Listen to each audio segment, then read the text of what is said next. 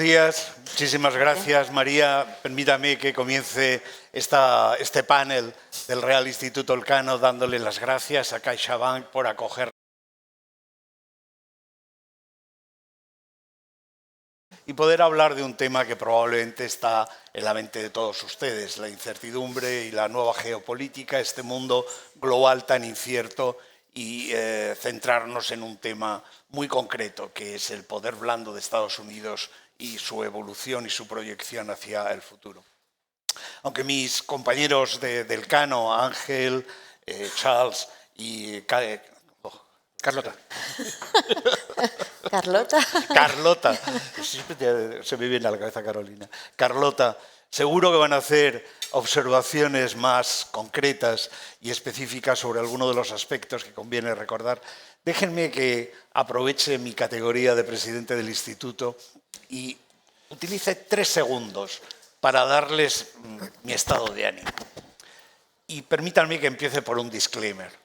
Yo soy una hibridación cultural manchego-gringa. O sea, yo no me puedo entender sin mi pueblo, sin Tarancón, en La Mancha, y no me puedo entender sin lo que he visto en el cine americano, lo que he leído del cine americano, los papers de mi profesión que he leído de las prestigiosas universidades americanas, mi vida en Estados Unidos. Realmente todo es... soy parte de ese poder blando americano, de ese poder cultural, social, sobre todo de esa imagen de esperanza que siempre ha tenido el país. Y mi estado de ánimo hoy no es ni de miedo, no, es rabia. Es rabia por lo que está ocurriendo. Y sobre todo tengo una necesidad de entender por qué está ocurriendo lo que está ocurriendo. Y yendo al cine, ustedes recordarán probablemente a Tony Soprano. Tony Soprano, en una escena con Melfi, con la psiquiatra, le dice: es bueno estar en los lugares desde el principio. Yo tengo la sensación de haber llegado tarde. Y muy probablemente esa sensación de Tony Soprano de haber llegado tarde es la que explica gran parte de lo que hoy estamos viendo, aparte del autoritarismo, populismo, incultura y barbarie, que también tiene sus elementos. ¿Por qué? Porque estamos ante una generación de americanos que se han criado, que han nacido en un mundo, en un imperio que no construyeron, en un imperio que no saben si les mejora la vida o se la empeora, que no saben cómo mantenerlo y probablemente no saben tampoco si merece la pena mantenerlo. Y esta sensación de desorientación es algo que probablemente explica mucho de lo que hoy estamos viendo y de todos estos mensajes que estamos recibiendo. Yo, aparte de la rabia, tengo esperanza. Tengo esperanza porque esta vez pasando del cine a la literatura. Faulkner, en Luz de Agosto, dice algo que es muy importante o que es lo que nos puede dar esperanza. Dice: la memoria crece antes que el conocimiento comience a recordar. Y yo creo que la memoria la tenemos todos. La tenemos todos de lo que ha sido, de lo que ha significado en nuestra vida ese poder blando de Estados Unidos, esa esperanza de que el futuro puede ser mejor. Y de que se pueden hacer cosas, a veces mal, pero a veces bien, o a veces muy bien. Yo creo que lo que hoy estamos viendo es una sensación de que Estados Unidos no sabe qué hacer. Siente ese fin de su hegemonía. Y probablemente sí, estemos viviendo el fin de una hegemonía, de una forma de entender el sueño americano. Pero estamos también al principio de una nueva era. Y esa nueva era es una era en la que yo creo que el mundo libre probablemente necesita más de un líder. Necesita que Europa recupere su voz moral, recupera que América Latina consolide sus democracias y haya llegar su cultura y su poder, que Asia ocupe un poder en la gobernanza global. Yo no estaría aterrado, no estaría pensando que el mundo distópico es la única es lo único que nos queda al final de la última curva del camino. Creo que no, creo que recuperaremos el terreno. Y precisamente para saber cuánto terreno hay que recuperar y cómo lo podemos recuperar es por lo que tenemos aquí a estos tres investigadores del Real Instituto Elcano, a los que voy a dar inmediatamente la palabra. No sé si empiezas tú, Carlota, o empezaba Ángel o Charles.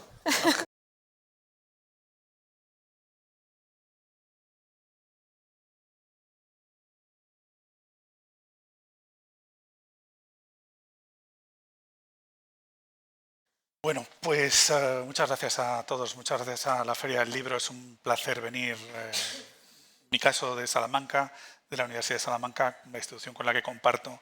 La verdad es que la mayor parte del tiempo dedicado al Real Instituto. Venir a la feria, venir a Madrid es un placer, un año más, así que muchas gracias a la feria por esta invitación que nos han vuelto a hacer, ¿no? Pero sobre todo muchas gracias a ustedes por acompañarnos, porque cuando caminaba hace unos pocos minutos por este paseo para llegar a este pabellón, me daba cuenta de que hay unos pabellones ahí llenos de niños que parecen ser mucho más interesantes que este. Así que, desde luego, si ustedes han optado por esta caterva de señores mayores que estamos aquí, pues probablemente se han equivocado, pero también es demasiado tarde, así que tendrán que escuchar lo que tenemos que contarles.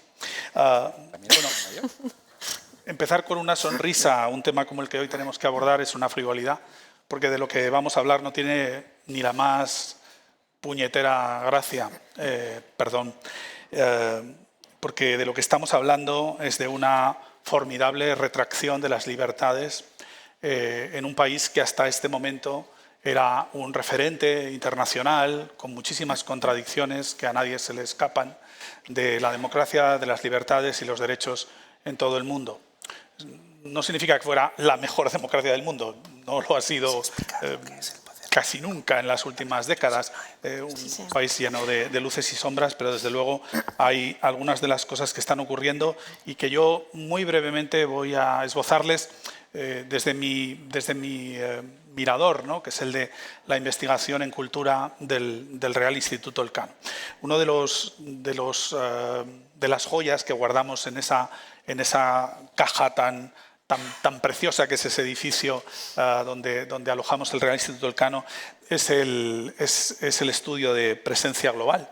Y cuando investigamos cómo es la presencia global de los países, lo hacemos en muchas dimensiones: la dimensión militar, la dimensión económica y también la dimensión que a mí me gusta llamar suave, ¿no?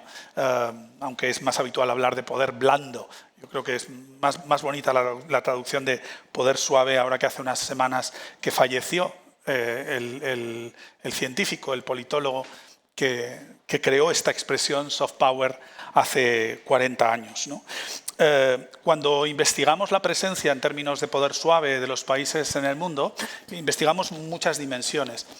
Y pensando en la invitación tan pertinente del Instituto, de la iniciativa de María de que habláramos de soft power, yo creo que hoy por lo menos toca hablar de dos aspectos en los que quiero, de los 9 que tratamos en presencia global cuando medimos el poder suave, yo voy a mencionar dos que me parecen muy preocupantes y que seguramente ustedes en muchos casos pues ya tendrán en su cabeza. Si no es así, pues les pondremos una pequeña luz, ¿no?, sobre ellas. Pequeña porque mi intervención va a ser muy breve. Ese retroceso en las libertades está muy bien sintetizado en una viñeta que circuló en las últimas semanas en las redes sociales en la que el pedestal de la Estatua de la Libertad en la entrada de Nueva York estaba vacío. Una de las primeras cuestiones que nos preocupa cuando investigamos la cultura y el soft power, el poder suave en cualquier país, es la libertad de expresión. Y lo saben muy bien mis compañeros porque soy muy obcecado con esta cuestión, es decir, todo lo demás, si no existe libertad de expresión, no existen bases esenciales para la democracia. La libertad de expresión, la libre circulación de ideas en el espacio público es el nervio central de la democracia. Y lo que estamos viendo en libertad de expresión en los últimos meses es realmente muy preocupante. Es muy preocupante que un presidente de los Estados Unidos diga públicamente que los medios que le están criticando deberían ser ilegalizados.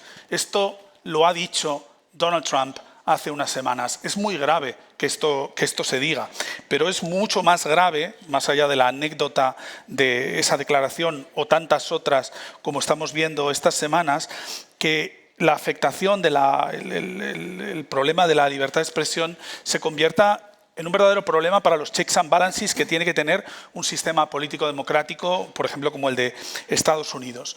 Como ustedes han visto, si han seguido los medios de comunicación o los medios estadounidenses en las últimas semanas, se está estableciendo un control exhaustivo de los periodistas que entran a las ruedas de prensa en la Casa Blanca.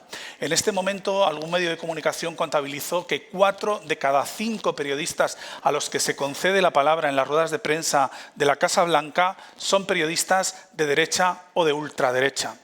Por lo tanto, es muy difícil hacerle preguntas al presidente de los Estados Unidos o a los portavoces de la Casa Blanca que incidan realmente en los problemas contemporáneos del país. No sé si llegaron a ver hace poco a una periodista cuya pregunta para la portavoz de la Casa Blanca era ¿qué dieta seguía el presidente? Porque se le ve cada vez con mejor aspecto físico y de salud.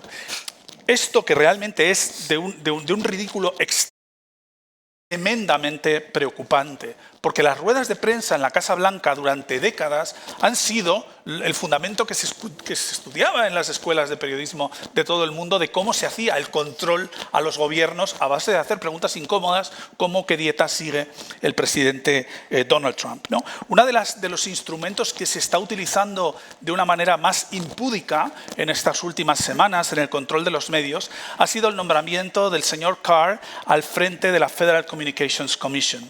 La Federal Communications Commission es la comisión que controla de manera independiente, supuestamente, el funcionamiento de los medios de comunicación en Estados Unidos. Se supone que no el contenido, pero sí la estructura, ¿no? Cuando el señor Carr fue nombrado directamente por la Casa Blanca, se refirió a su nombramiento hablando expresamente de alinearse con las nuevas políticas que estaban al frente del país. Una persona que se supone que dirige un organismo independiente. Pero es que muchas de las iniciativas que la Federal Communications Commission ha puesto en marcha en las últimas semanas apuntan hacia controlar a medios que han desarrollado un discurso crítico hacia la Casa Blanca. Esto es peligrosísimo y no había ocurrido nunca en la historia ni de la Federal Communications Commission, que tiene mucho más de un siglo de existencia, ni de, por supuesto, en las últimas décadas. Hay muchos medios de comunicación que están comportándose con el terror natural o comprensible, ¿no?, de un régimen autoritario que está presionándoles directamente con prohibirles la entrada, prohibir la participación en ruedas de prensa o incluso atacarlos a través de la Federal Communications Commission. Quiero recordarles, por ejemplo, que Jeff Bezos, el actual dueño del Washington Post, intervino ya en su periódico para pedir que hubiera una línea ideológica y una línea editorial más próxima a las políticas ultraliberales en línea con la actual presidencia de Donald Trump. Les recuerdo que Jeff Bezos, vaya que lapsus, que Jeff Bezos es el dueño de la corporación Amazon, que el dueño de Los Angeles Times se dirigió a su equipo de editorial, lo publicó el Guardian hace unas semanas, diciendo que había que tener mucho cuidado con qué columnas se publicaban críticas con el gobierno. Los Angeles Times, uno de los medios más prestigiosos e importantes de los Estados Unidos. Pero es que de hecho Paramount, ha habido una situación, no voy a extender en esto, uno de los grupos de comunicación más importantes de Estados Unidos, que está, por cierto, ahora mismo en un proceso de fusión con Skydance Media, los responsables de ese grupo de comunicación, dueño de la cadena de televisión CBS, presionaron hasta tal punto a uno de los programas de investigación periodística más importantes del país, de la televisión del país, 60 Minutes, que el director de 60 Minutes dimitió hace unas semanas por presiones políticas. Creo que cuando estas cosas ocurren, lo que está pasando en el sistema de medios estadounidense es demasiado grave como para que no miremos hacia él. El otro espacio, y voy a ir terminando para ser muy breve, el otro espacio que quería apuntar es el de la educación, ¿no? Y hablando con Charles Powell me decía, tenemos que mencionar este tema. Pues vamos a por lo menos recordar las dos cuestiones gravísimas que están pasando en uno de los espacios de libertad de pensamiento más importantes que tiene una democracia, que son los campus universitarios. El primero es la persecución de todas las políticas y las políticas de diversidad, de igualdad, en fin, todas las y que están afectando al propio contenido de las materias y de los proyectos de investigación que se imparten en los campus universitarios. No me atrevo a preguntar a mis compañeros, pero ellos lo mencionarán seguramente, o a ustedes, si también les han llegado referencias de colegas que en Estados Unidos nos dicen esto me ha llegado de mi universidad, no puedo usar tal palabra, tengo que sacar del temario tal otra, o tengo que sacar este tema o este otro, porque el gobierno amenaza con retirarnos fondos federales. De hecho, el gobierno está retirando activamente fondos federales de investigación y fondos de las principales universidades del país para presionar para que las políticas anti-DEI se apliquen en el contenido de la actividad académica de los campus universitarios. La gravedad de este principio es extraordinaria, pero Juan lo ha dicho un poco, todos somos un poco hijos intelectuales, por lo menos en ciertas generaciones y en ciertos contextos geográficos, todos somos hijos de la cultura estadounidense y desde luego de la academia estadounidense, que ha dado innumerables premios Nobel y que ha creado la mayor parte de las estructuras de pensamiento en las que, por ejemplo, trabajamos en las ciencias sociales o en las ciencias políticas. No solo, pero desde luego muchas de ellas. Que esta administración en la Casa Blanca esté interviniendo de esta manera tan extraordinariamente impúdica sobre las líneas de pensamiento de los campus, amenazando con la retirada de fondos, es gravísimo para la democracia en Estados Unidos, es gravísimo para la educación superior y, por supuesto, es gravísimo para el soft power estadounidense, porque quiero recordarles que hay 1.200.000 estudiantes internacionales que van a los campus estadounidenses. La cifra del año pasado es, según los datos de Open Doors, de los informes que se hacen anualmente sobre esto, es el dato más alto de la historia. Un 30% de sus estudiantes son indios, un 25% de sus estudiantes son chinos, pero cuando uno va después a los datos de dónde vienen esos estudiantes, pues vienen de todas partes, porque todo el mundo quiere ir a estudiar a los que se supone que son los mejores campus del mundo.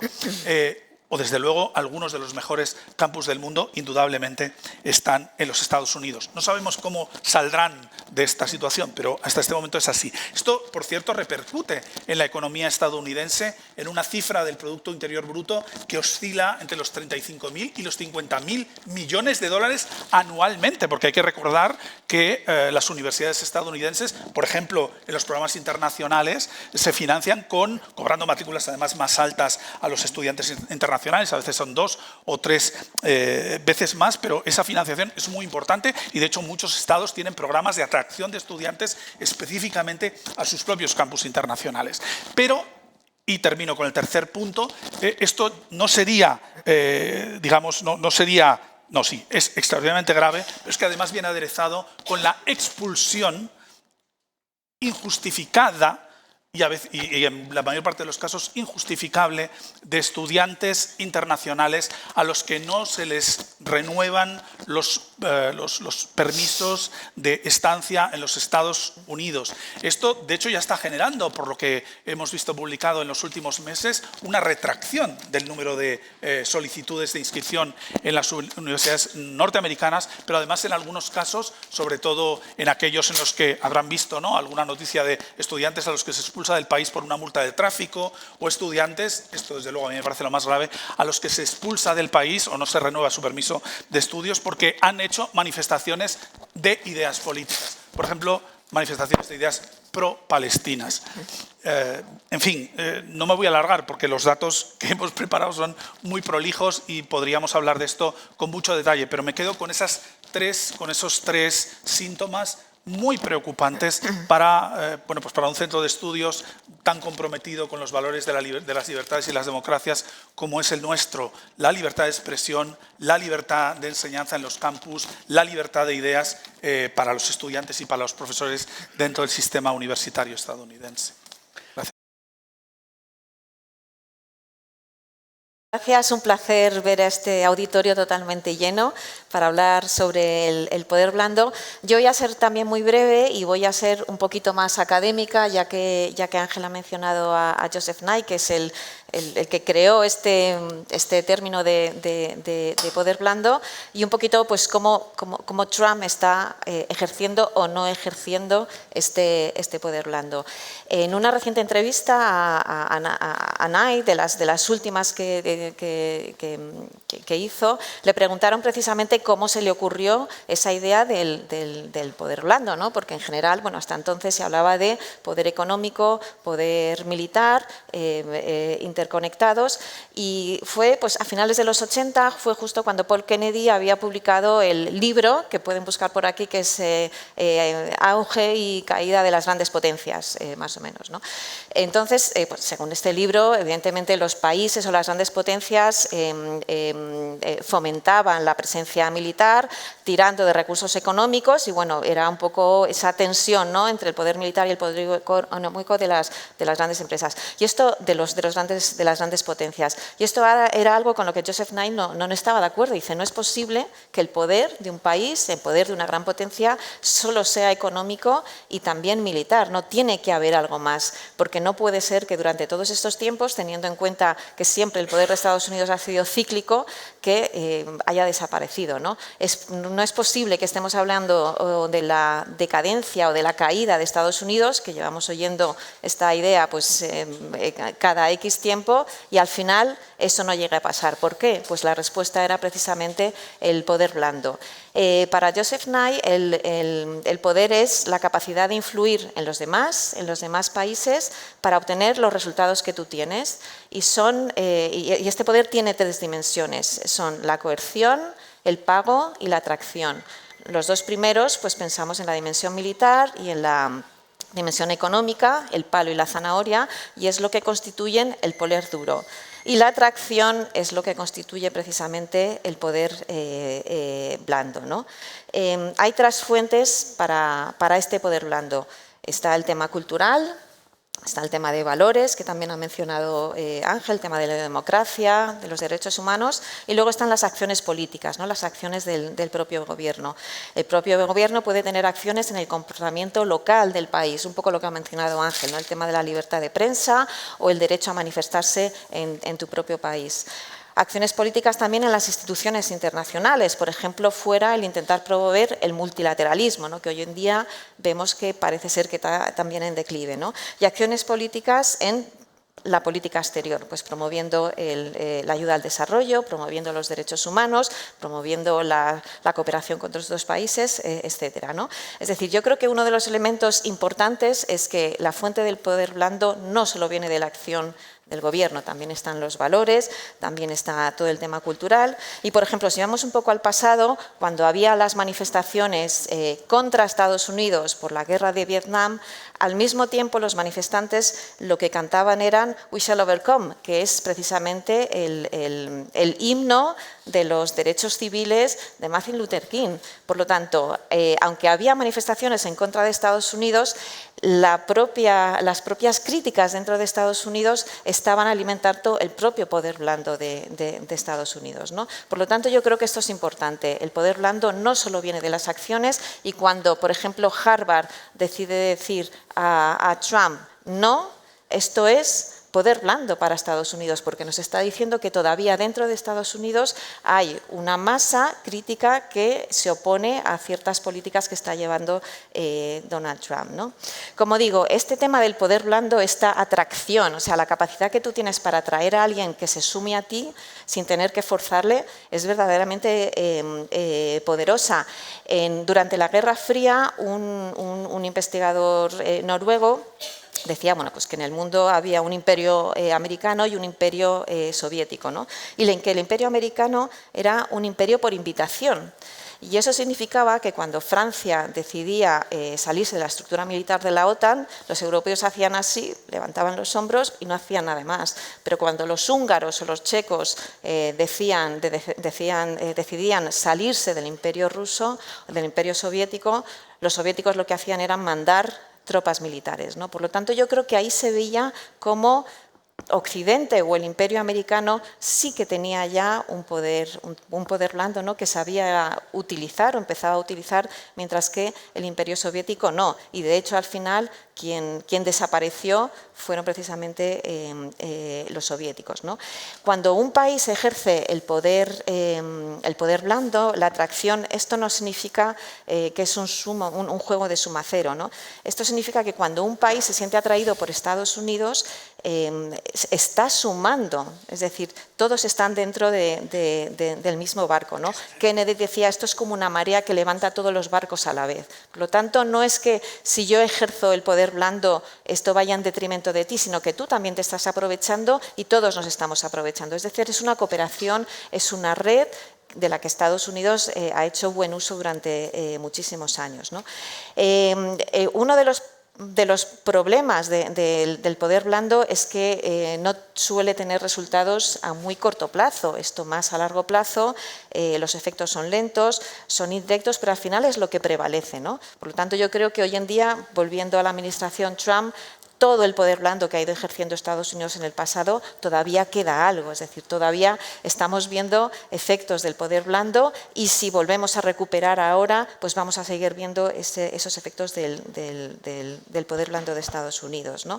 También es cíclico, ¿no? Y también hay que contar con todo eso. Como he mencionado antes, durante la guerra de Vietnam, el poder blando de Estados Unidos evidentemente bajó. Durante la invasión en Irak en el 2003 y los años sucesivos, evidentemente el poder blando de Estados Unidos bajó. Durante la primera administración Trump, el poder blando también bajó y sí que es verdad que se recuperó lentamente con Biden. Ahora lo que estamos viendo, lo que se espera es que precisamente ese poder blando caiga. ¿Por qué?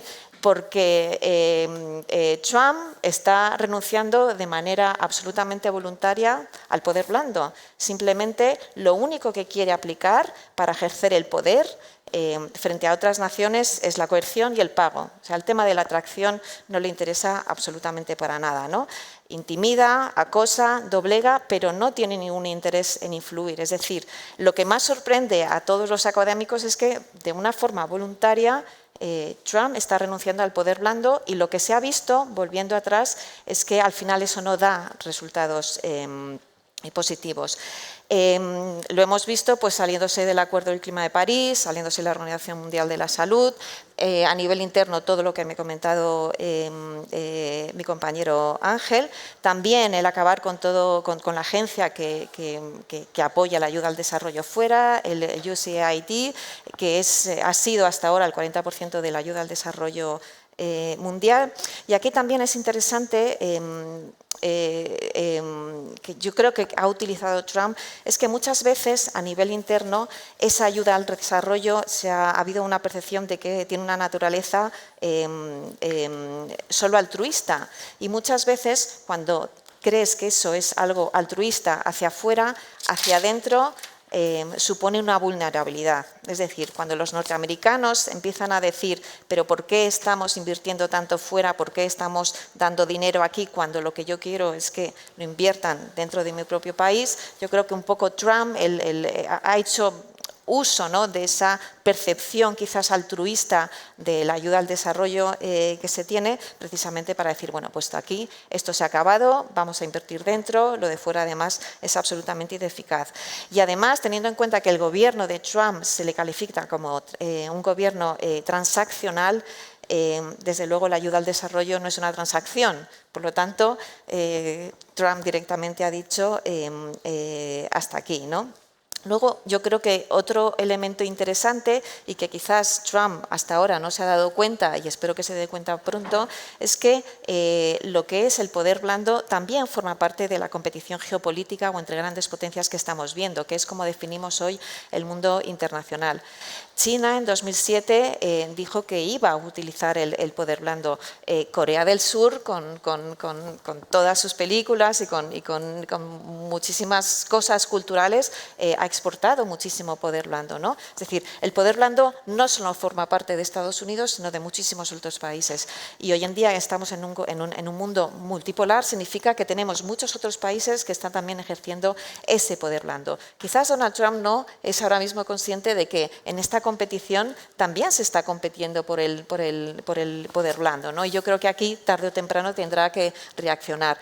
En el caso de China, por ejemplo, bueno, tenemos la nueva ruta de la seda, que es estas inversiones en infraestructuras en muchos países, sobre todo del mal llamado sur global. Ese es uno de los grandes ejemplos, ¿no? quizás de poder blando de China, pero quizás China también tiene sus propias limitaciones. El propio Joseph Nye decía que los programas en infraestructura solían tener menos resultados que la propia ayuda al desarrollo, ¿no? o toda la ayuda humanitaria, porque toda esa ayuda que das para infraestructuras al final es a intereses muy grandes, con muchas condiciones, y luego muchas veces los propios países, muchos países en África o incluso en el sudeste asiático, pues no se ha visto suficientemente cómodos, ¿no? con este poder blando. Y él mismo cuenta en unas memorias que publicó el año pasado que el ministro chino de Exteriores hace ya muchos años le llamó para comer y le dijo, bueno, ¿qué hace China para poder aumentar su poder blando? Y él dijo, tenéis dos problemas. El primero es todo el tema de las disputas territoriales. Vosotros no podéis tener un instituto de Confucio en Nueva Delhi cuando al mismo tiempo en la frontera estáis mateando a soldados indios. Y por otro lado, el excesivo control del Partido Comunista sobre la propia sociedad civil, ¿no? El hecho de tener a disidentes chinos, eso va en contra del propio poder blando de Estados Unidos, de China, perdona. Por lo tanto, China está ejerciendo poder blando, pero tiene muchos más límites que el que hasta ahora ha tenido, por ejemplo, Estados Unidos. Se ha visto mucho más condicionada, ¿no? Yo creo que hay que ser optimistas en el sentido de que tenemos una sociedad civil norteamericana, fuente también del propio poder blando, que está manifestándose de cierta manera, oponiéndose a ciertas políticas de Trump. Tenemos el caso de Harvard, tenemos a los tribunales en Estados Unidos que de manera lenta pero acertada están respondiendo y poniendo freno a muchísimas de las políticas también de Donald Trump, y por lo tanto yo creo que hay que ser optimistas. El poder blando no se ve en el corto plazo, hay que esperar un poquito más, pero todo lo que estamos viendo ahora dentro de Estados Unidos para poder frenar a Trump, en el medio y en el largo plazo vamos a ver que va a tener consecuencias para poder ver a un Estados Unidos más benigno, que es como el que hemos visto hasta ahora. Muchísimas gracias, Carlota. Charles. Muchas gracias. Buenos días a todos y gracias a nuestros anfitriones por darnos esta oportunidad de comentar con ustedes algunos temas que creemos que son de interés y de máxima actualidad. Mi compañera Carlota García Encina ha arrancado explicando un poco qué es el concepto de poder blando, de soft power, que el propio Joseph Nye fue trabajando a lo largo de casi 30 años, introduciendo al final de su vida una pequeña modificación. Empezó a hablar de smart power, que es en el fondo una respuesta a las críticas de quienes le acusaban de no tener suficientemente en cuenta la complejidad de esta cuestión. Y yo quiero precisamente empezar con 3 críticas que se suelen hacer desde el ámbito académico y también desde el ámbito de la política al concepto de poder blando. La primera crítica creo que es bastante obvia e importante, y es que es un concepto extraordinariamente ambiguo, porque si aislamos poder militar, poder económico, e incluimos en esta tercera cesta el poder blando, pues es prácticamente todo lo que hace. En fin, hay 1000 factores, ¿no?, que podrían considerarse expresiones de poder blando. La lengua, la cultura, etcétera, etcétera. Por lo tanto, al ser un concepto muy ambiguo, también significa que es muy difícil medir el poder blando. ¿Cómo medimos el poder blando de un país exactamente? ¿Cómo se mide la influencia? ¿Cómo se mide el poder de atracción? En el Cano nos cuesta mucho trabajo medir nuestra influencia como modesto think tank que somos. Imagínense ustedes la dificultad que conlleva medir la influencia de un Estado. Y esto me lleva a la segunda crítica, que creo que es crucial. Y es que Joseph Nye, sobre todo al principio, estaba pensando en el poder blando de los Estados, por lo tanto de los gobiernos.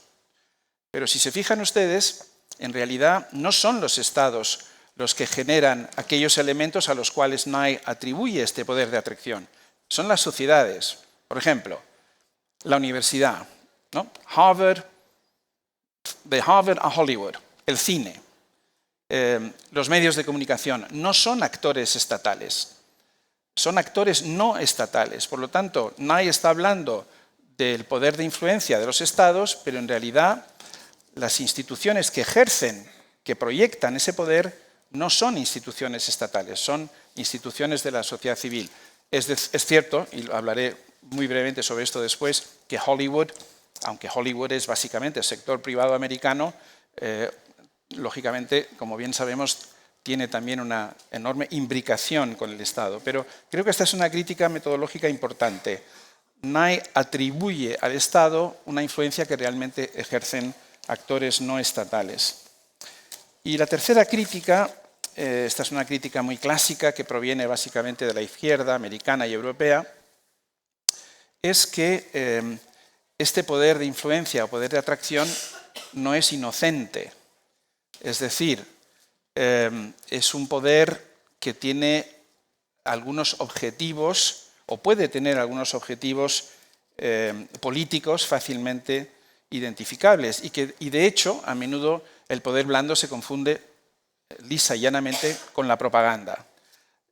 Hoy en día hablamos de diplomacia pública, es una expresión un poco más elegante que propaganda, y básicamente lo que decimos es que la diplomacia pública es ese instrumento a través del cual los estados ejercen su poder blando. Pero obviamente lo ejercen, como digo, con fines políticos muy concretos.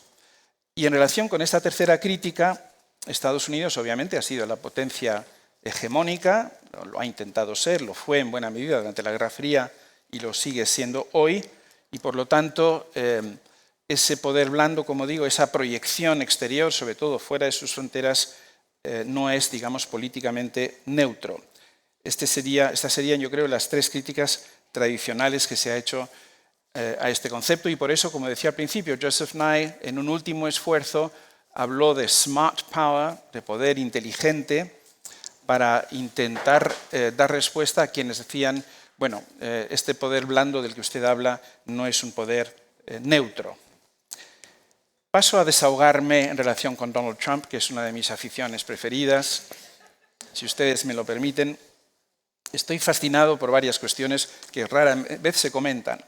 Como ustedes saben, el lema de la administración Trump es Make America Great Again. Hagamos América grande de nuevo. Y la pregunta que casi nadie se pregunta, pues curioso, es ¿cuándo dejó de ser grande Estados Unidos? Y si ustedes se fijan, ¿cuáles son los héroes de Donald Trump o las épocas históricas que Donald Trump, de las que habla con admiración, están todas en el siglo XIX? Los héroes de Donald Trump son el presidente Andrew Jackson, y admira mucho el resultado electoral de 1816. Ya me dirán ustedes qué tiene que ver esto. Su otro gran héroe es el presidente McKinley, de triste memoria en España porque fue responsable, como ustedes saben, del desastre y de la pérdida de Puerto Rico, Cuba y Filipinas. William McKinley, por cierto, esclavista, misógino hasta unos extremos increíbles, que además fue asesinado, por cierto, o sea que realmente es un poco peculiar tener a William McKinley como tu gran héroe americano. Cuando Trump piensa en los republicanos del siglo XX, no encuentra ni un solo presidente que le merezca admiración. Eisenhower, no, porque lo vincula a la Segunda Guerra Mundial. Y curiosamente, Trump no cree en el uso de la fuerza en términos convencionales, supuestamente. Nixon, no, pero no porque fuese un corrupto y porque grabase a la gente sin su conocimiento en el despacho Oval. Estamos casi en esto, ¿no? Pero bueno, sino porque era un loser, como él diría, ¿no? Porque perdió la guerra de Vietnam. Gerald Ford, porque era débil. Bush padre e hijo, porque Reagan podía haber sido un héroe de Trump y no lo es, porque creía en el libre comercio.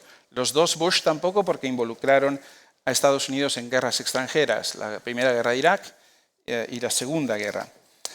Es decir, este es un señor que no tiene realmente una idea clara de qué es la grandeza americana. Y aquí volvemos al tema del poder blando. Para Trump el poder es exclusivamente militar y económico. Y la primera consecuencia de esto, aparte de que Make America Great Again significa America Alone, aparte de esto, Trump no parece entender por qué los demás hemos pensado, como decía José Juan al principio, que América era grande. Y América hemos pensado desde fuera, los que no somos americanos, que era grande yo creo que por 3 motivos básicos, ¿no? Primero, por el fenómeno impresionante que representa el sueño americano, la llegada de centenares de millones de inmigrantes, de personas desesperadas que se reflejan en la Estatua de la Libertad, ¿no? Es decir, personas que pudieron encontrar un nuevo hogar huyendo de desastres, de persecuciones, etcétera, etcétera. El sueño americano va unido también a un concepto que obviamente Trump odia, que es el de melting pot. La idea de que personas de distintas culturas y religiones pudieran enriquecer, con oleadas sucesivas de migración, pudieran enriquecer la vida americana. En tercer lugar, lo que siempre nos ha admirado es la riqueza cultural de Estados Unidos. Sus universidades, sus centros de investigación, sus periódicos, sus revistas especializadas, su poderío académico, enorme poderío académico, muy íntimamente vinculado a lo anterior. 30, 40, 50% de los profesores de Harvard no son norteamericanos. Y eso explica en buena medida el éxito de esas universidades. Y en cuarto lugar, algo a lo cual Trump es totalmente ajeno, los valores. Estados Unidos para muchos de nosotros era the city on the hill, era un faro que iluminaba el mundo en momentos de oscuridad. Mi padre luchó en la Segunda Guerra Mundial para que no fuesen bombardeados las bases aéreas de la Royal Air Force, trasladaban a los jóvenes pilotos, mi padre tenía 19 años, a Estados Unidos, más concretamente a Pensacola, Florida, para que pudieran entrenarse y luego volver a Inglaterra a seguir luchando. Para un joven británico de 19 años ir a Estados Unidos por primera vez, encontrar allí un país espectacularmente rico y próspero, que además estaba ayudando a su propio país a luchar contra el nazismo, produjo en él una identificación con Estados Unidos que le duró toda la vida, ¿no? Estos son los valores americanos con los cuales muchos nos hemos identificado. Y aparece el señor Trump, que menciona la palabra democracia una vez en su discurso de investidura y además en un contexto un tanto peculiar. Por lo tanto, yo creo que la primera consecuencia de Trump va a ser que los Estados Unidos se van a convertir en una superpotencia como cualquier otra, es decir, como Rusia, como China. No va a ser the city on the hill, va a ser una superpotencia chata, Roma, porque si solo representa el poder económico y el poder militar del país, no tendrá prácticamente influencia en el exterior. Ángel se ha referido con mucho acierto, yo creo, a nuestro temor a que... Bueno, hay 2 escuelas, antes de referirme a los temores, hay 2 escuelas sobre lo que significa Trump, resumiendo brutalmente.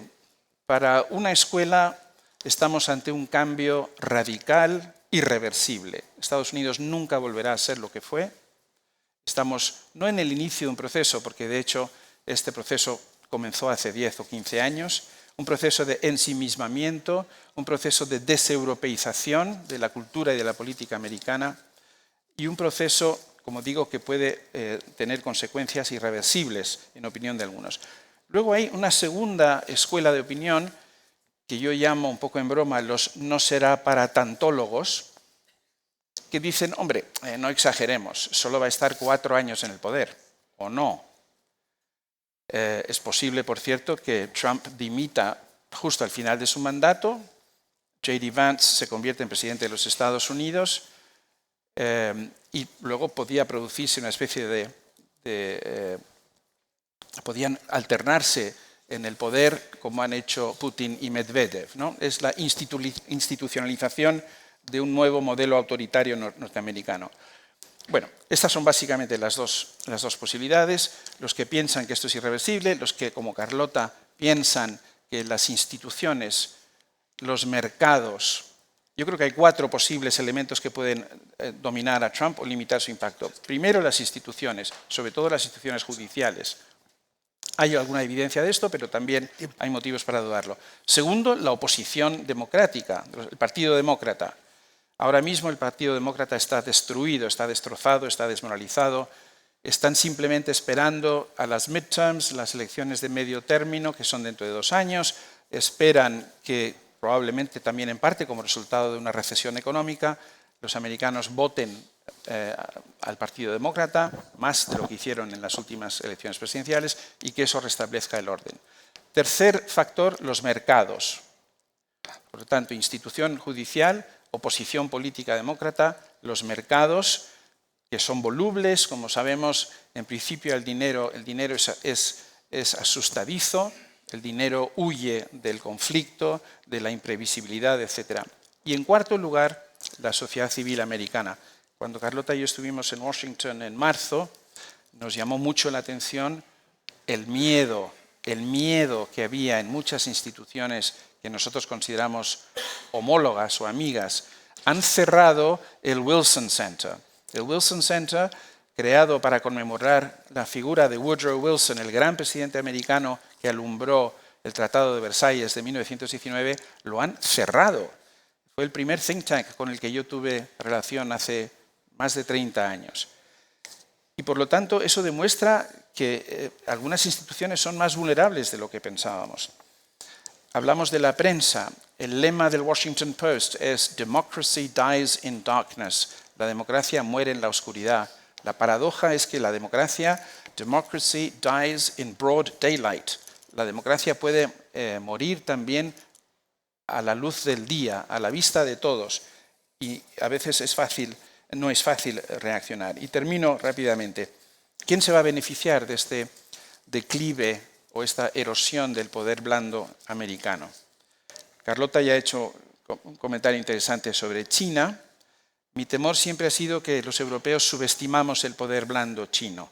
Acabo de volver de Astana, de Kazajstán. Los chinos están en todas partes, hay un instituto Confucio. La gente dice, hombre, pero nadie va a ir a una universidad china. Pues sí, por supuesto que sí. Las universidades chinas, en el ámbito técnico sobre todo, son extraordinariamente potentes. Van muy por delante de muchas de las nuestras, de hecho. Por lo tanto, no subestimemos el poder blando chino. No olvidemos que los chinos, a través del mecanismo One Belt, One Road, la ruta de la seda, están poniendo muchísimo más dinero en estos países. Tuve conversaciones muy interesantes en Astana. Me dijeron, nosotros podemos elegir entre la ruta y la seda o Global Gateway de la Unión Europea. ¿Cuál es el problema? El dinero de la ruta y la seda ya está en el banco y el dinero de Global Gateway lo están todavía negociando porque los 27 Estados miembros no se ponen de acuerdo, etcétera. Ya conocen ustedes ese fenómeno. Y por último, y por terminar con una nota optimista. A China obviamente le viene muy bien la erosión del poder blando americano, a nosotros también. Para Europa, la erosión del poder blando americano es una enorme oportunidad a todos los niveles. Ese 40% de la ayuda al desarrollo mundial que proporcionaba en Estados Unidos y que se acabó, nosotros tenemos que hacer el esfuerzo para suplirla en la medida de lo posible. Esa es una gran oportunidad de influencia estadounidense. Los centenares, los miles de científicos, de académicos que están huyendo de las universidades americanas, muchos de ellos ojalá puedan encontrar acomodo. En Reino Unido ya está ocurriendo, en Holanda ya está ocurriendo, ojalá puedan encontrar acomodo también aquí en España.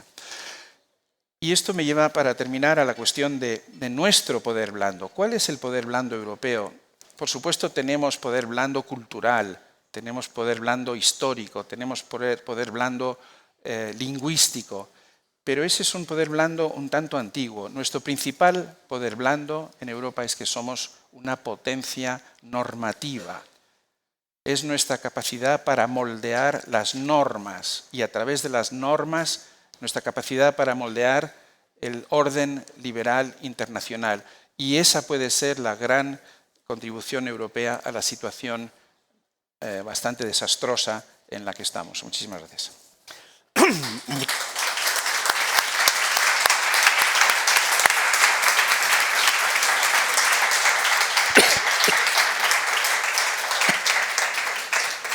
Muchísimas gracias, Ángel, Carlota, Charles. Bueno, ustedes nos han oído durante un buen rato.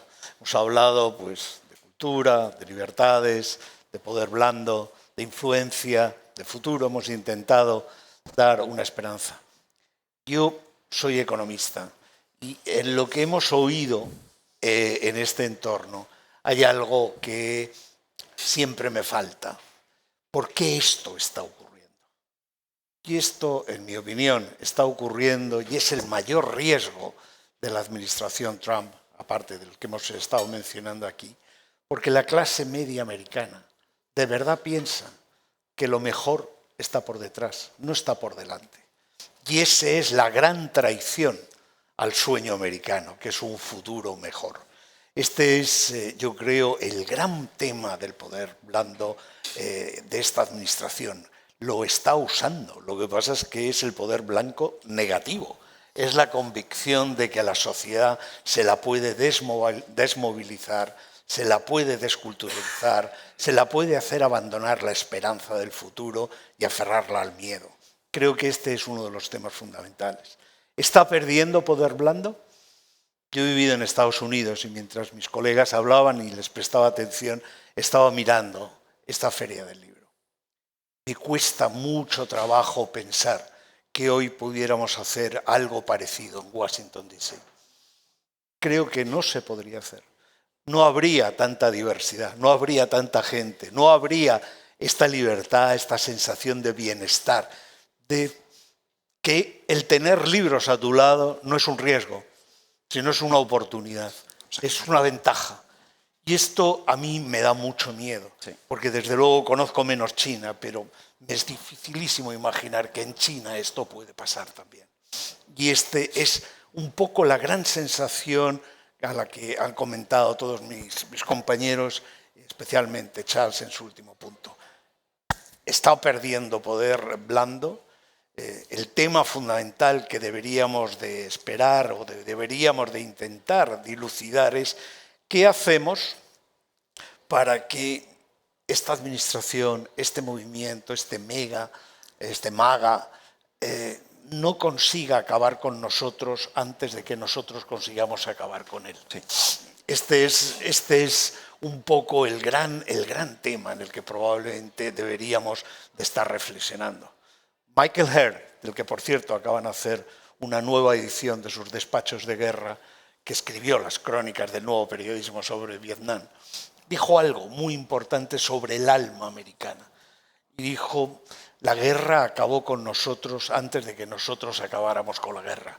Y yo creo que este es un poco el punto de urgencia que tiene el hablar, el discutir, el debatir, expresar ideas absolutamente contrarias en ocasiones, de forma sosegada, ilustrada. Esto es lo que nos va a permitir recuperar un poco ese poder y sobre todo esa esperanza de que hay un futuro. Hemos hablado mucho, ahora es el momento de escucharles a ustedes. Estaríamos encantados de tomar 1, 2, 3 preguntas si hay tiempo de la audiencia y encantados de que pudiéramos... Por favor, tenemos 2 ya.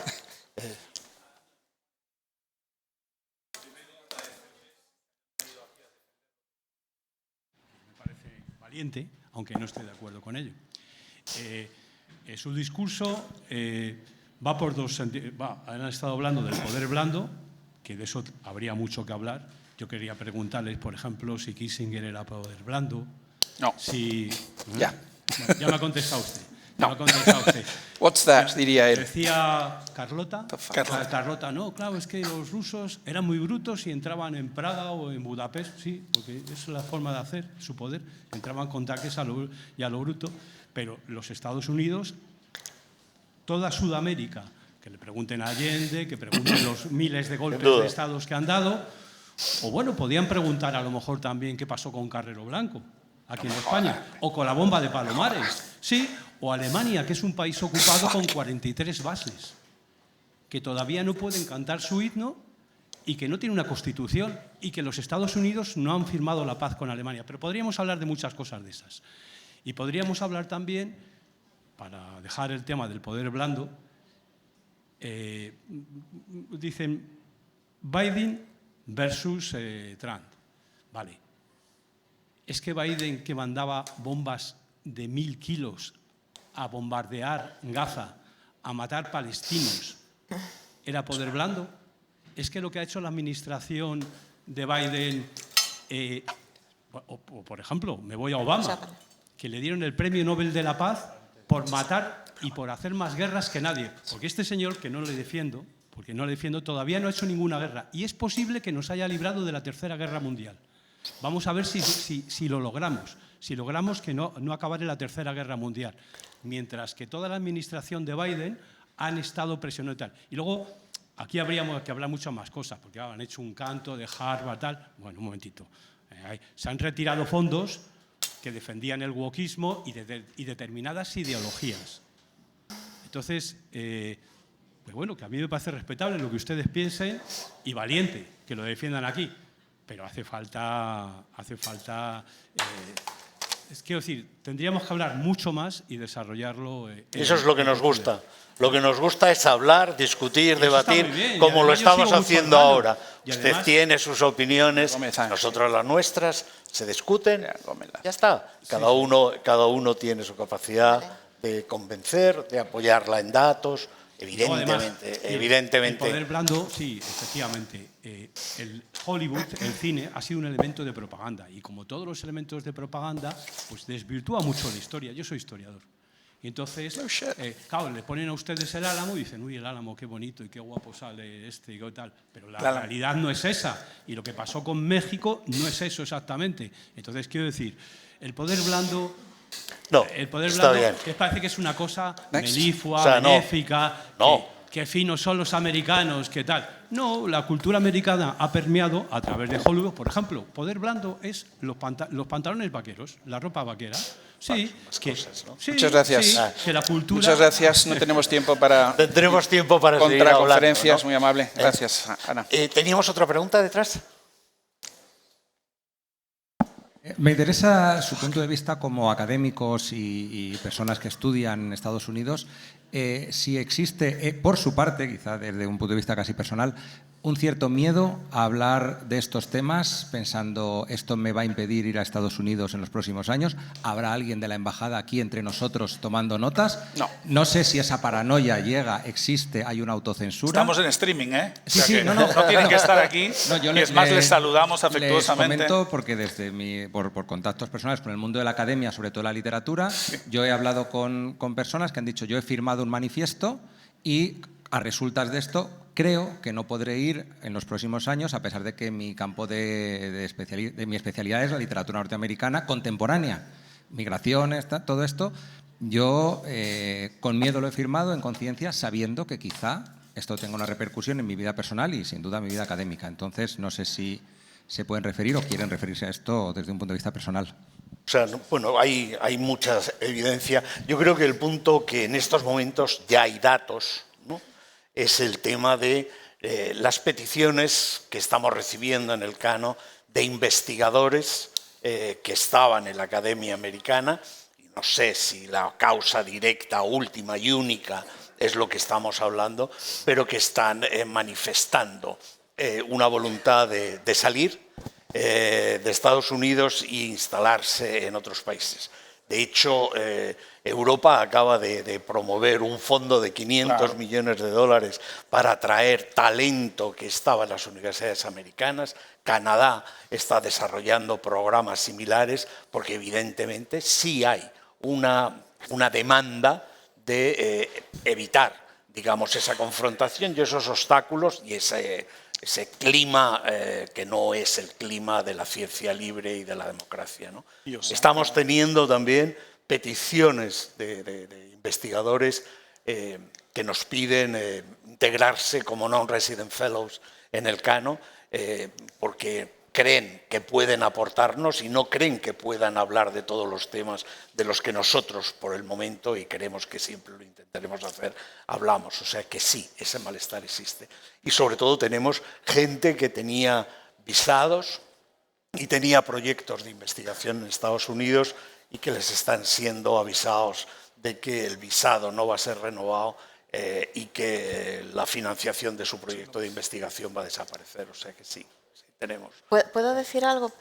Bueno, a la primera intervención, yo solo en mi propio caso, yo no he dicho ni que mejor poder blando ni duro, lo ideal es una combinación absolutamente de todos. Y yo creo que nadie usa o solo la coacción, o solo el pago, o solo la atracción. Yo creo que es una combinación. Cuando tú eres una potencia, en el caso de Estados Unidos, si vamos para atrás, ha sido precisamente esa atracción algo que le ha beneficiado mucho. Por lo tanto, la idea es que si deja de utilizar ese poder, que desde luego no es altruista para nada, pues va en detrimento de su propio poder o influencia fuera, ¿no? Yo creo que no es una cosa u otra, sino es una de las partes, es un elemento importante de lo que es el poder y cómo lo ha usado. O sea, simplemente es eso. Luego ya las valoraciones, pero bueno, la ideal es una combinación de todo. Con respecto a lo que comentabas, también lo comentaba Charles, es verdad que el ambiente que hay en Estados Unidos, que hay en Washington DC, porque es un elemento, es un microcosmos muy particular. Es decir, ahí encuentras a gente que está en los think tanks, que están en los departamentos, en las agencias, que si tú no te vas a quedar sin fondos, a lo mejor a tu mujer la han despedido 3 veces del Departamento de Seguridad Nacional. Por lo tanto, ahí hay miedo. Se vive de una manera, pero también hay que irse fuera. Y una de las grandes virtudes que creo que hay que destacar ahora en Estados Unidos es que es un país federal con 50 estados. A lo mejor vas a California y hay universidades o agencias o sitios donde realmente tienen un gobernador, además demócrata, que no están tan ligados a Washington y que realmente eso no le repercute, ¿no? Yo creo que hay que salir un poco de Washington DC y yo creo que ahora más que nunca, ¿no? Hay países en la frontera con Canadá que se oponen absolutamente a lo que está haciendo Trump con Canadá, ¿no? Porque les está afectando directamente. Entonces yo creo que es importante ahora, y es verdad que hay gente que lo está pasando mal y hay gente que se quiere ir en ámbitos muy concretos, porque la variedad que hay en Estados Unidos, esos 50 estados, es muy grande. Y como pasó en la primera administración norteamericana, a pesar de que Donald Trump se fue inmediatamente del Acuerdo sobre el Clima de París, algunos estados, algunas ciudades, una red de alianzas que hubo se mantuvieron dentro del Acuerdo del Clima de París. Es decir, que hay otras vías, otras maneras que tienen todavía muchos norteamericanos y fundaciones para poder esquivar o mantener por lo menos cierta resiliencia dentro de Estados Unidos. Charles. Sí, muy rápidamente. No sé usted qué ha entendido en nuestra intervención. Obviamente el poder duro americano ha tenido expresiones lamentables, eso es obvio. Yo también soy historiador, por cierto, usted quizás lo sepa. La CIA, sabemos lo que es la CIA, ¿no? Ahora, lo interesante, en mi opinión, es la relación entre las administraciones y la sociedad civil americana. Que luego los historiadores hemos podido saber, con la apertura de los archivos, que la CIA financiaba actividades de la sociedad civil que ejercían e impulsaban poder blando. Por ejemplo, muchos escritores europeos, a menudo sin saberlo, debían su actividad al hecho de que las organizaciones para las que trabajaban estaban financiadas por la CIA. Eso es obvio, ¿no? Y Henry Kissinger obviamente despreciaba absolutamente el poder blando, porque para él lo importante era el poder duro, el militar, el económico y el político. A él invertir en becas le parecía una chorrada, ¿no? Porque lo que hay que hacer es dar un golpe de Estado, ¿no? Que es mucho más eficaz. Bueno, lo interesante que Carlota y yo hemos visto en nuestras últimas visitas es que, aparte de lo que comentaba José Juan sobre el miedo que hay en ciertos ámbitos, hay 2 tipos de miedo, ¿no? Primero, todo aquel que pudiera tener una situación administrativa irregular tiene miedo. todo el ámbito de la inmigración, el tema de los visados. Ese es un instrumento de poder para influir en la gente brutal. Y segundo está el dinero. Hemos hablado con personas, por ejemplo, representantes de fundaciones alemanas que trabajan en Estados Unidos, que estaban contemplando la posibilidad de tener que cerrar. ¿Por qué? Porque toda su financiación viene de Alemania y como al igual que hacen los chinos y al igual que hacen los rusos, hay sectores en la administración americana que están pensando etiquetar todo ese dinero que viene del extranjero como una influencia extranjera ilícita. Por lo tanto, fundaciones alemanas muy establecidas que se dedican a temas absolutamente inocuos pueden tener que cerrar porque la administración Trump va a sostener, va a argumentar que están intentando influir en el proceso político doméstico norteamericano y que eso es inaceptable. Pero rizando el rizo, estuvimos en la Fundación Heritage, presupuesto $500 millones al año. Esta es la fundación que hizo la hoja de ruta para la administración Trump. Los think tankers de Heritage le hicieron el programa de gobierno. Bueno, pues incluso ellos están teniendo problemas porque sus donantes, no todos sus donantes están contentos y además hay donantes que ahora tienen miedo de que el gobierno, a través de Hacienda, del IRS, pueda identificar quiénes son los donantes a este tipo de fundaciones. Fíjense lo siniestro que es esto. Es decir, hay gente que está retirando su apoyo económico a las fundaciones demócratas, liberales, progresistas, pero incluso gente que ha donado dinero a la fundación más conservadora y más responsable del desaguisado actual, tienen miedo de que quizás esto quede registrado en algún sitio. Es una situación endiablada, muy fluida. Muchos de estos conservadores nos dijeron, nosotros queríamos desregulación e impuestos más bajos, no queríamos aranceles. Estos aranceles están dañando nuestros propios intereses, nuestra riqueza en bolsa, por ejemplo, ¿no? Por lo tanto, el fenómeno Trump es fascinante, es muy complejo. Aquí hay un debate que siempre surge, ¿no? Hay gente que se toma a Trump en serio, pero no literalmente, y hay gente que se toma a Trump literalmente, pero no en serio. Y yo creo que tenemos que empezar a hacer las dos cosas. Tenemos tiempo para una pregunta más. María. Y allá atrás. Perdón. ¿Dónde? Ahí hay una. Que no he visto la mano. Y allá Marta. Marta. Bueno, muchísimas Marta. gracias en primer lugar por esta reflexión que habéis compartido con todos nosotros. Me ha llamado la atención muy rápidamente, para dejar espacio a esta última persona que también quiere intervenir, me ha llamado la atención algo que ha dicho Charles al final de su intervención sobre el hecho de que la naturaleza normativa de la Unión Europea constituye una fortaleza, ¿no?, en los tiempos que corren.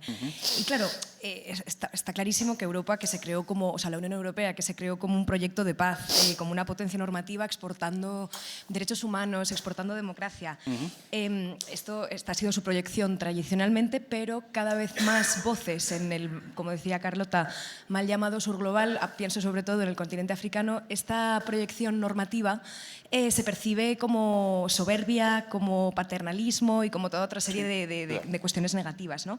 Además, las relaciones internacionales, no voy a ahondar en ello porque ya lo habéis hecho vosotros suficientemente, pero se están volviendo cada vez más transaccionales y entiendo que es un terreno de juego en el que quizás la Unión Europea se siente menos cómoda, ¿no?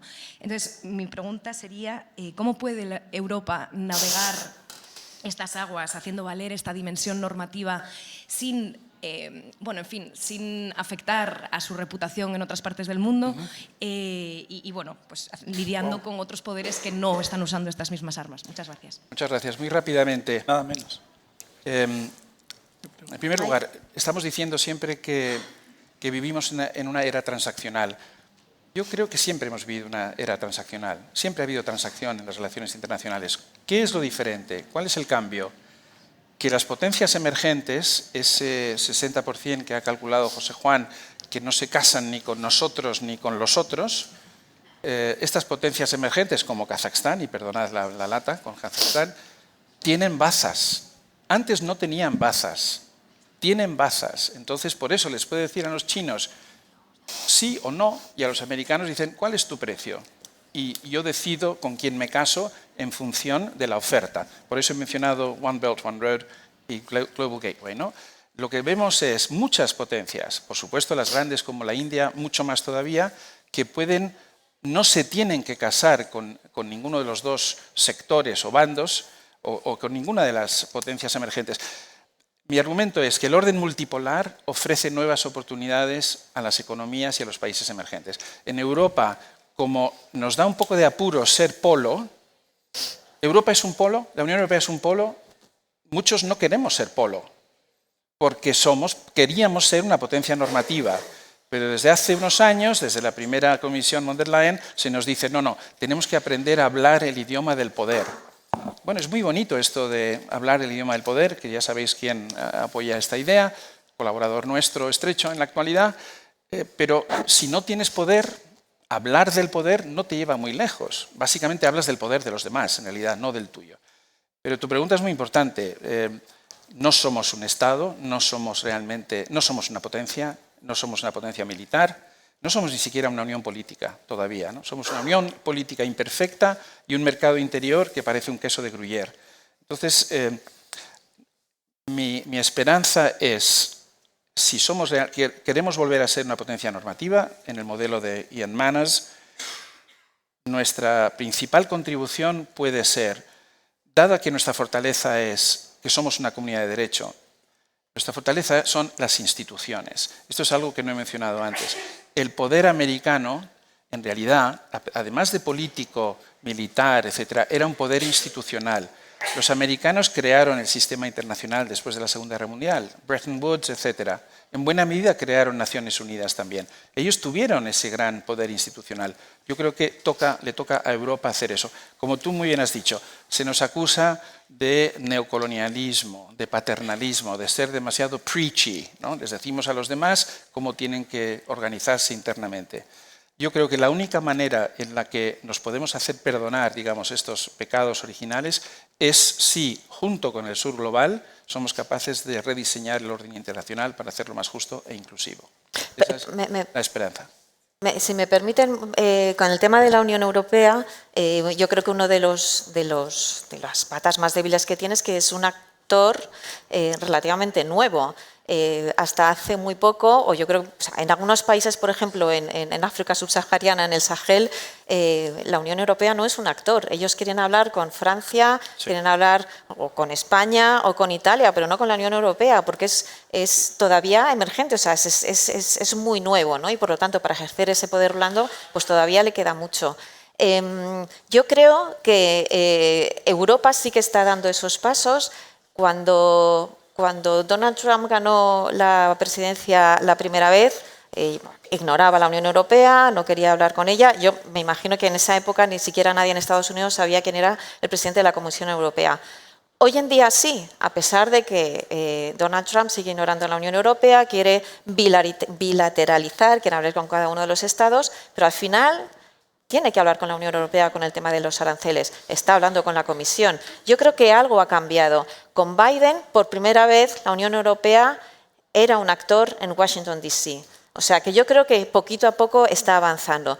Y el segundo elemento yo creo que es importante es que dentro de una de las fortalezas dentro de la Unión Europea son los propios estados.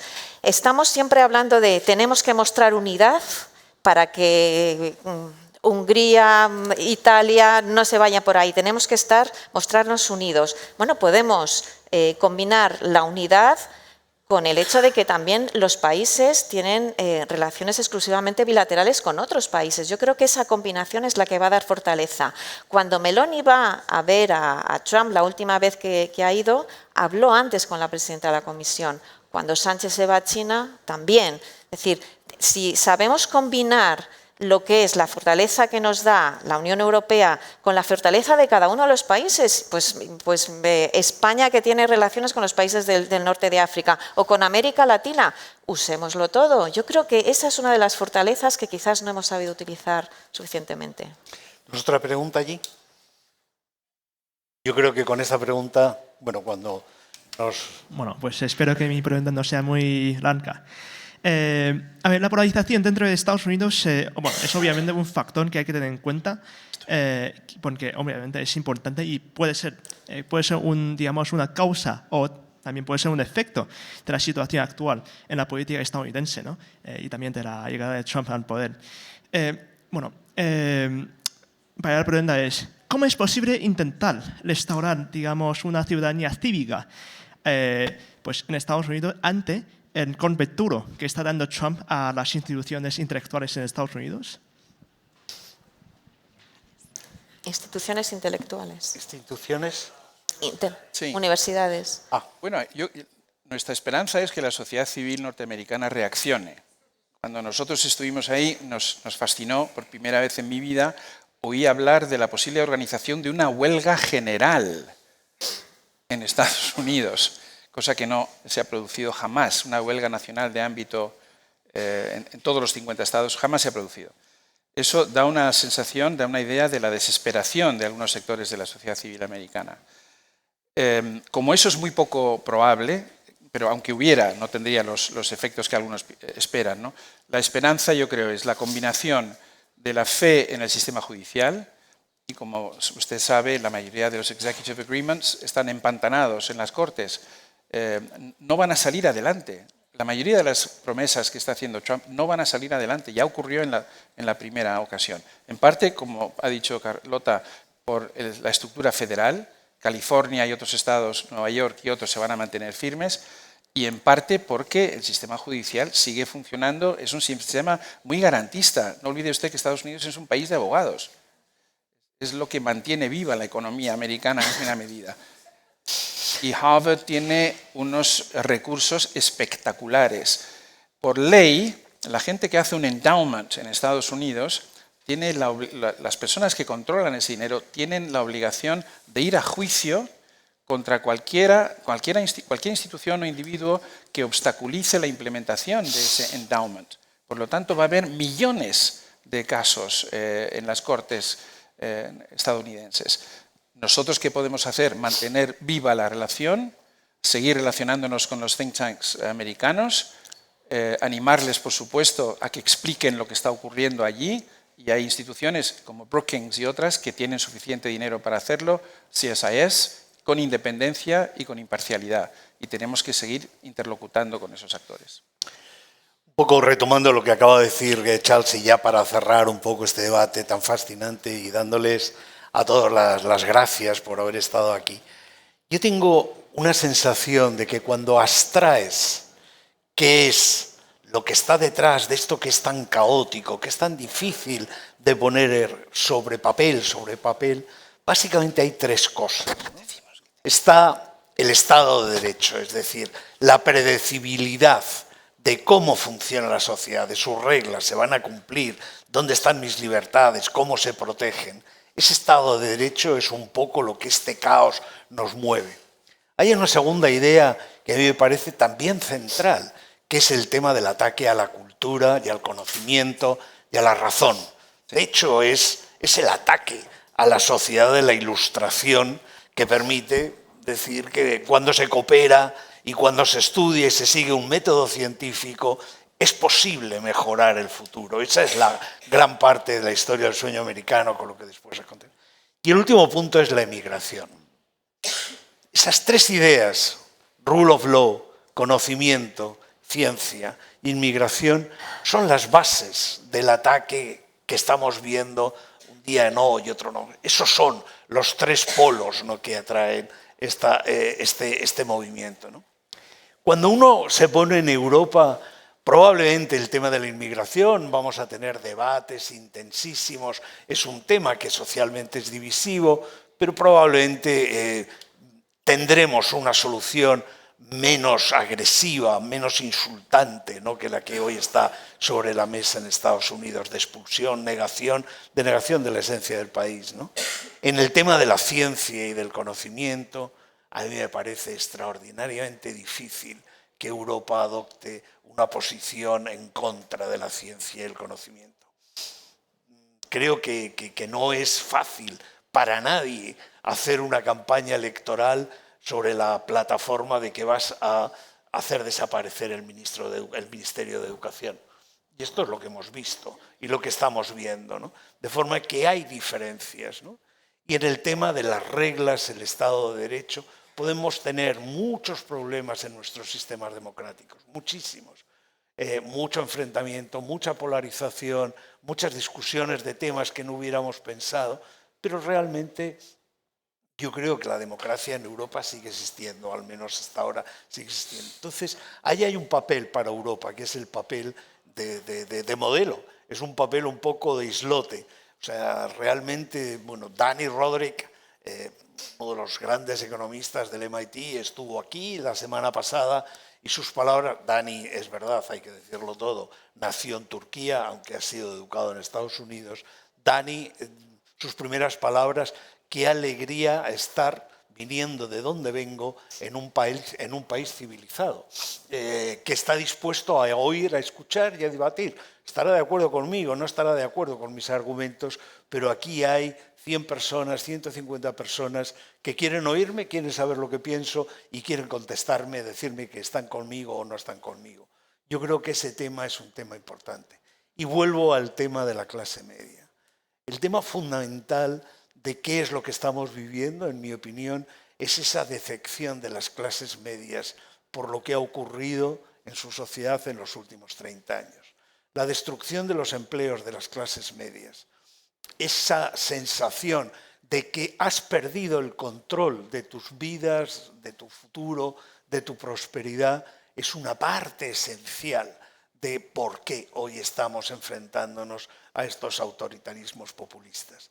Y sin volver a poner otra vez a las clases medias en el centro de la pintura, en el centro de la película y de los objetivos, difícilmente vamos a ser capaces de parar, digamos, esta ola autoritaria y populista. Las clases medias son también unas clases muy tácticas, muy pragmáticas. Si la economía va mal y dejan de ser clases medias para volver a ser otra vez clases vulnerables, muy probablemente van a dar un golpe fuerte sobre la mesa y vamos a oír más la voz en contra de las políticas que hoy pasan un poquito más por debajo del radar de esa mayoría silenciosa de la que hablaba Nixon, ¿no? ¿Y qué es lo que puede ir mal y qué es lo que puede hacer que las cosas vayan mal? Bueno, compañero de tertulia probablemente no estará de acuerdo conmigo, pero aparte de los checks and balances, aparte de la resistencia, aparte de todas estas cosas que la gente de buena voluntad probablemente debamos estar haciendo, hay una cosa que se llama la mano invisible del mercado. Si la economía va mal, Trump va a fracasar, aunque acuda, apele al mercado, apele a la fuerza, al poder. La economía es una fuerza que funciona y a los mercados han dejado de gustarles la falta de rule of law, las consecuencias de las expulsiones y la no tolerancia de la inmigración y la destrucción de conocimiento y de poder blando y capacidad de innovación de las universidades. Estos son temas que no hay que minusvalorar. La esperanza está en que, siendo egoístas, mirando por lo que nos pasa a nosotros, es posible que consigamos que esto no vaya más y que se pueda revertir la hora. Al menos es lo que a mí me gustaría que ocurriera. Muchísimas gracias a todos ustedes por haber estado aquí. Un placer.